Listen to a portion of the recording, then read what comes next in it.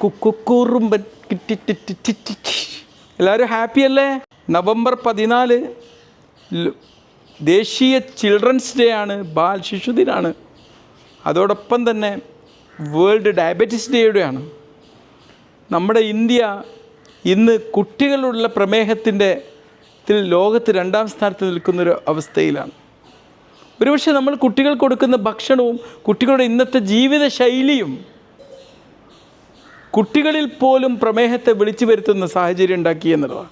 Type 1 പ്രമേഹമാണ് കുട്ടിക്കാലം തൊട്ടേ കാണുന്നത്. എന്നാൽ ടൈപ്പ് 2 പ്രമേഹം വളരെ മുതിർന്നവരിൽ കാണുന്ന ആ പ്രമേഹം ഇന്ന് കുട്ടികളിലൊക്കെ വളരെ സർവ്വസാധാരണമായി കണ്ടു തുടങ്ങി എന്നുള്ളതാണ്.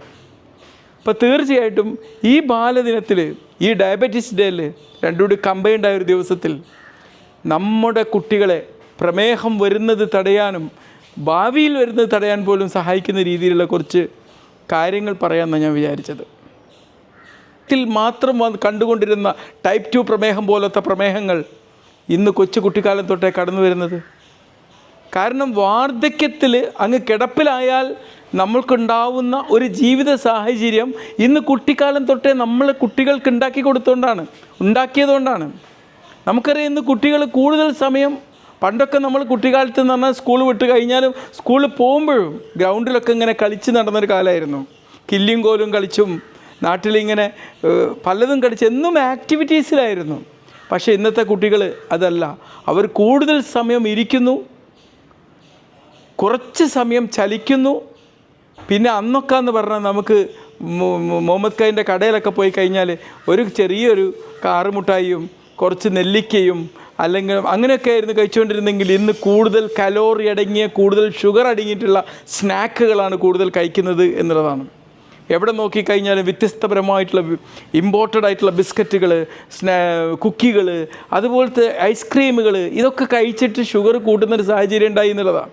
ഇനി ഉറക്കത്തിൻ്റെ കാര്യം വെച്ച് കഴിഞ്ഞാലോ, കുട്ടികളുടെ കയ്യിലൊക്കെ മൊബൈൽ ഫോണുകൾ ഇങ്ങനെ തോണ്ടി ഇരുന്ന് അവസാനം അവർക്ക് ഉറങ്ങാൻ സമയം ഉണ്ടാവില്ല.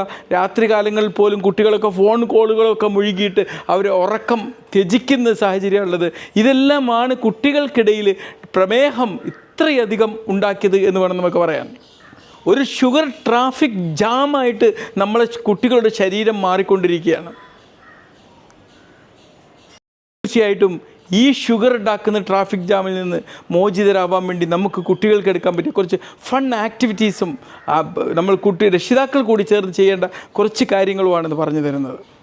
കുട്ടികളുടെ ജീവിതം എന്ന് പറഞ്ഞാൽ ഒരു ഗെയിം സ്പിരിറ്റിലാണ്.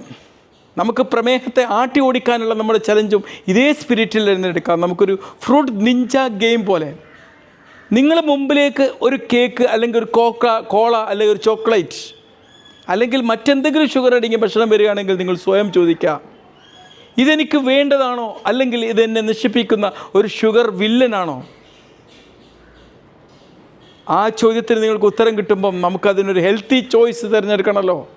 ഫ്രൂട്ട്സ് കഴിക്കാം. ഇന്ന് ഞാനൊരു ചോക്ലേറ്റ് കഴിക്കുന്നതിന് പകരം, ഒരു കേക്ക് കഴിക്കുന്നതിന് പകരം, അല്ലെങ്കിൽ ഒരു കൊക്കക്കോള കുടിക്കുന്നതിന് പകരം ഒരു ഓറഞ്ച് അല്ലെങ്കിൽ ഒരു ആപ്പിൾ അല്ലെങ്കിൽ ഒരു നേന്ത്രപ്പഴം അല്ലെങ്കിൽ ഒരു പഴം കഴിക്കും. ആ ഒരു തീരുമാനം എടുക്കുക. ആ ഗെയിം സ്പിരിറ്റിൽ മുന്നോട്ട് പോവുക. ഇനി ഫോണിലൊക്കെ നമ്മളിങ്ങനെ കുത്തിയിരുന്ന് ഇങ്ങനെ സമയം കളയുകയാണെങ്കിൽ, അല്ലെങ്കിൽ നമ്മളിങ്ങനെ പഠിച്ചുകൊണ്ട്, കുട്ടികൾക്ക് പഠിക്കാനുണ്ടാവും, സ്കൂളുകളിൽ പോകാൻ, ഈ പഠനവും ഇങ്ങനെ കുത്തിയിരുന്ന് പഠിച്ചാൽ അപകടമാണ്. ഇത് പഠിച്ചുകൊണ്ടിരിക്കുമ്പോഴോ അല്ലെങ്കിൽ മൊബൈലിൽ കളിച്ചുകൊണ്ടിരിക്കുകയോ ചെയ്യുമ്പോൾ നമ്മൾ സ്വയം ചോദിക്കുക, എനിക്കിപ്പം എൻ്റെ ശരീരത്തെ ചലിപ്പിക്കണം, എൻ്റെ ശരീരത്തെ മൂവ് ചെയ്യിപ്പിക്കണം. അവിടെ നിന്ന് എഴുന്നേറ്റിട്ട് ഒരു 60 സെക്കൻഡെങ്കിൽ 60 സെക്കൻഡ് ഒന്ന് എടുത്ത് ചാടുക, അല്ലെങ്കിൽ ഒരു സ്ക്വാട്ട് എക്സസൈസ് ചെയ്യുക, അല്ലെങ്കിൽ വിരൽ തുമ്പിൽ ഇങ്ങനെ നിന്നിട്ടോ അങ്ങനെ എന്തെങ്കിലുമായിട്ട് ശരീരത്തെ ചലിപ്പിക്കാൻ വേണ്ടി നോക്കുക എന്നുള്ളതാണ്. പ്രമേഹം തടയാൻ വേണ്ട ഏറ്റവും നല്ലൊരു മരുന്ന് എന്താണ്?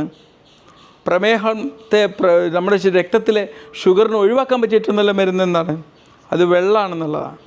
പലപ്പോഴും ഇന്ന് നമ്മളെ കുട്ടികളിൽ വെള്ളം കുടിക്കുന്നൊരു ശീലം അന്യമായി എന്ന് വേണമെങ്കിൽ പറയാം. ദിവസം ഒരു 6-7 ഗ്ലാസ് വെള്ളം ഓരോ കുട്ടിയും കുടിച്ചിരിക്കണം. പഠിക്കുന്ന സ്ഥലത്താണെങ്കിലും അവിടെ നമ്മൾ സോഫ്റ്റ് ഡ്രിങ്ക്സ് ഒക്കെ കൊടുക്കുന്നതിന് പകരം ഇതുപോലെ വെള്ളം കുടിപ്പിക്കുന്നൊരു ശീലം കുട്ടികളെ കൊണ്ട് ഉണ്ടാക്കിയെടുക്കണം. നമ്മൾ ഷുഗർ ലെവൽ സന്തോഷത്തോടെ ഇരിക്കാൻ നന്നായി വെള്ളം കുടിക്കുക എന്നുള്ളതാണ്. സ്ക്രീൻ ഉപയോഗിച്ചുകൊണ്ടിരിക്കുമ്പോൾ നമ്മളെ ശരീരത്തെ എന്താണ് ചെയ്യാതെ? അതൊരു എയ്റോപ്ലെയിൻ മോഡിലേക്ക് അല്ലെങ്കിൽ സ്ലീപ്പ് മോഡിലേക്കാക്കി മാറ്റും. നമ്മൾ പാലിക്കേണ്ട പുതിയ നിയമം എന്താണ്? ഉറങ്ങുന്നതിൻ്റെ 1 മണിക്കൂർ മുമ്പെങ്കിലും സ്ക്രീൻ ഓഫാക്കി വെക്കുക തന്നെ വേണം. കഴിഞ്ഞ ദിവസങ്ങളിലൊക്കെ ഞാൻ കുറച്ച് ഈ ഡിജിറ്റൽ ഡീറ്റോക്സ് വെച്ച് ഫോൺ ഓഫാക്കാൻ മറന്നതുകൊണ്ട് എനിക്ക് സ്ലീപ്പിനെ വല്ലാണ്ട് ഇമ്പാക്റ്റ് ചെയ്തിരുന്നു. ഇന്ന് അത് ഉണ്ടാവരുതെന്ന് വിചാരിച്ചുകൊണ്ട് ഞാൻ ഇന്നലെ തന്നെ ഡിജിറ്റൽ ഡീറ്റോക്സ് വെച്ചിട്ട് അത് ഓഫാക്കി വെക്കുകയാണ്. കുട്ടികളെ നിങ്ങളെന്താ ചെയ്യുക? നിങ്ങളെ വീട്ടിലെന്തോ പരിപാടിയൊക്കെ ഉണ്ടെങ്കിൽ അവിടെ ഹെൽത്തി ആയിട്ടുള്ളൊരു ഭക്ഷണം ഉണ്ടാക്കിയെടുക്കാൻ വേണ്ടി നിങ്ങൾ രക്ഷിതാക്കളോട് അഡ്വൈസ് ചെയ്യണം.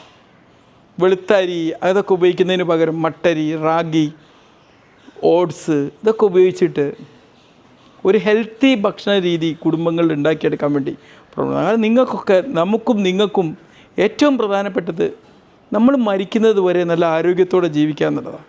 ഈ ആരോഗ്യത്തിന് ഹാനികരമാകുന്ന ഒരു ശീലവും നമ്മുടെ ശരീരത്തെ കൊണ്ട് നമ്മൾ പഠിപ്പിച്ചു കൊടുക്കരുത്. ഇല്ലേ? ലഹരി ഉപയോഗിക്കരുത്, ഇല്ലേ? പുക വലിക്കരുത്, അങ്ങനത്തെ ഒരു സാധനം ചെയ്യരുത്. കാരണം നമ്മളെ ശരീരമാണ് നമുക്ക് ഈ ഭൂമിയിൽ ഏറ്റവും പ്രിഷ്യസ് ആയിട്ടുള്ളൊരു സംഭവം, അല്ലേ? അതിനെ പരിപാലിച്ച് കൊണ്ടുപോകണം. പിന്നെ ഉറക്കം, അത് നമുക്കൊരു ബേബി ചലഞ്ച്. 8 മുതൽ 10 മണിക്കൂർ ഉറക്കുക. നല്ല ഉറക്കം, നല്ല ഷുഗർ നിയന്ത്രണം. ആരോഗ്യമുള്ള കുട്ടികളാണ് നമ്മുടെ ഭാരതദേശത്തിൻ്റെ ഏറ്റവും വലിയ സമ്പത്ത് എന്ന് പറഞ്ഞാൽ. നമ്മളെ നാടിൻ്റെ ഏറ്റവും വലിയൊരു അസറ്റ് എന്ന് പറഞ്ഞാൽ നല്ല യങ് പോപ്പുലേഷനാണെന്നുള്ളതാണ്. ഈ ചിൽഡ്രൻസ് ഡേയിൽ, വേൾഡ് ഡയബറ്റിസ് ഡേയിൽ നമുക്ക് ഒരു പ്രതിജ്ഞ എടുക്കാം. കൂടുതൽ നടക്കാനും സ്മാർട്ടായിട്ട് ഭക്ഷണം കഴിക്കാനും നന്നായി ഉറങ്ങാനും പ്രതിദിനം നന്നായി ചിരിക്കാനുമുള്ളൊരു തീരുമാനം എടുക്കാം.